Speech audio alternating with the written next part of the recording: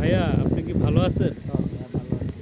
আচ্ছা, আপনার দোকানে আমরা আসছি তো একটু থ্রি পিস দেখবো কি কি থ্রি পিস আছে। টবে টানানো আছে। তো অনেক সুন্দর সুন্দর থ্রি পিস দেখা যাচ্ছে।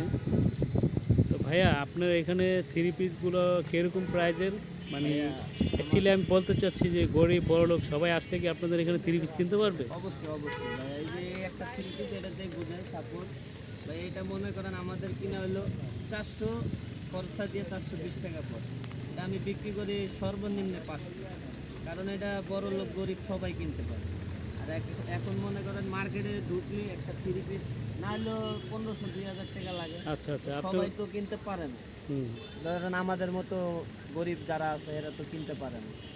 আমাদের মতো যারা আছে তারাই এখান থেকে নিয়ে যায়। আচ্ছা আপনি বলতে চাচ্ছেন যে এখানে আসলে গরিব বড়লোক সবাই এই থ্রি পিসগুলো কিনতে পারবে, তার বাজেটের ভিতরে হবে নাকি? হ্যাঁ, আচ্ছা, তাহলে এই থ্রি পিসটা ভাইয়া কিরকম বাজেট? এই থ্রি পিসটা ভাইয়া আমাদের থেকে নিলে মনে করেন 700 টাকা নিতে পারবেন।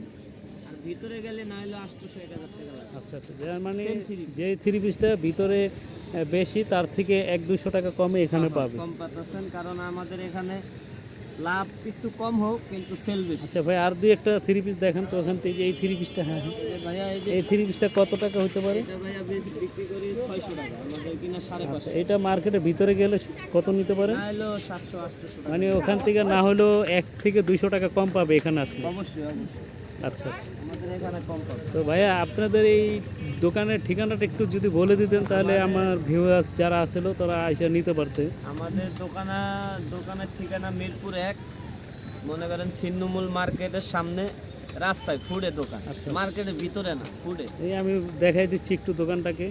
এই হচ্ছে আপনার ফুডে, মানে